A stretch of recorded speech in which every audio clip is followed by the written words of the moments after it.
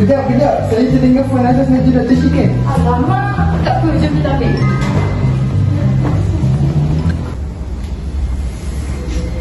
Doktor, saya memang tak boleh dah study gini.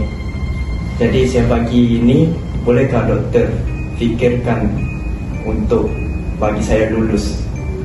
Tolonglah saya doktor, saya sangat terdesak sekarang. Korang nak tahu tak kenapa dia jadi macam tu? Faktor pertama, tekanan akademik. Faktor kedua, sikap dan nilai individu. Faktor ketiga, kesetaraan institusi. Baiklah Aiman, kalau macam tu, ni rahsia antara kita je. Jangan sampai ada yang tahu. Dia ambil rasuah. Ya Allah, phone tu tengah rakam dari tadi. Semua tu masuk dalam rakaman.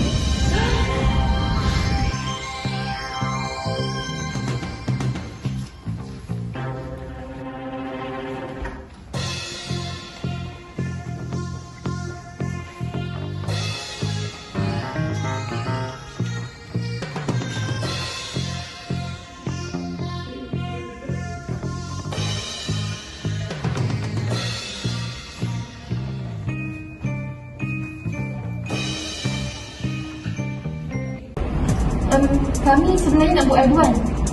Kita orang sebenarnya tak sengaja terdengar semasa nak ambil phone Nabil dalam bilik pensyarah. Betul kuat. Sekarang kami nak dedahkan semuanya. Terima kasih kerana tampil. Saya akan panjatkan isu ini kepada pihak SYM untuk settlement lanjut. Baik. Kamu yakin dia nak tahu yang asal?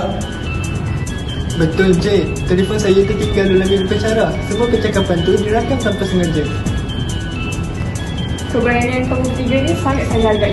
Ini bukan kesalahan kita laku saja, tapi ini boleh menjatuhkan maruah institusi. Kami cuma tak nak perkara macam ni berterusan. Betul kuat. Baiklah, kami akan bekerja siasatan bagi menangani kes ini dengan segera. Terima kasih atas kerjasama kalian. Baik, terima kasih tu.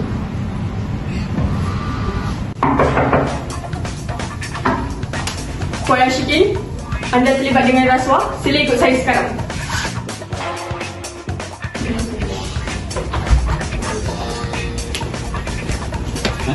Anda ditangkap terlibat dengan rasuah. Yang ni pula kesan dia, kehilangan kemahiran sebenar, nama baik pensyarah tercala, reputasi universiti pun jatuh.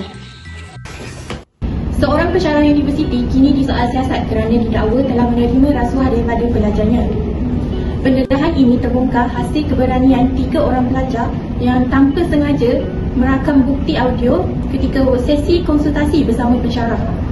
Kini kes ini sedang berada dalam siasatan SPRM. Orang yang video ni kan, saya nak tanya awak sejauh mana dengan isu rasuah akademik dekat dalam Indonesia. Pada pendapat saya, benda macam ni tak berlaku secara terbuka. Tapi contoh macam dalam video ni, dia bayar pensyarah dia untuk dapat markah yang tinggi.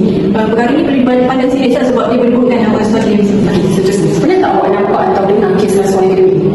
Secara judulnya, saya tak pernah dah nampak depan mata sendiri kan. Tapi mungkin macam dalam video ni lah, dia bayar pensyarah dia untuk lulus subjek pensyarah itu sendiri.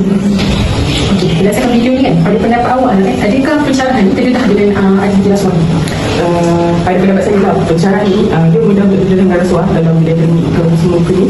Sebab ialah di dalam institusi pendidikan. Faham? Okey, pada pendapat awak lah kan, apa bentuk rasuah akademik yang boleh berlaku dalam kalangan pensyarah? Pada pandangan saya, macam contoh terima rasuah, minta rasuah. Ada certain pensyarah dia akan minta contoh macam dia nak luluskan grade someone ataupun pelajar tu minta luluskan grade dia is from gagal to lulus, dia boleh je minta duit. Contoh saya nak seorang 300 sampai gagal tu. Okey, seterusnya apa faktor yang mendorong pensyarah melakukan rasuah? Faktor semakin besar kita ngaji, semakin besar kita punya komitmen. Banyak komitmen lagi banyak daripada duit. So boleh jadi dia dah banyak komitmen, mungkin dia suka have fun instead of saving. So dia suka spend, dia banyak spend, dia banyak lagi duit keluar daripada saving, betul lah. So mungkin dengan tu sebab dia dah tak ada duit untuk dia spend ataupun untuk saving, so dia minta lah rasuah.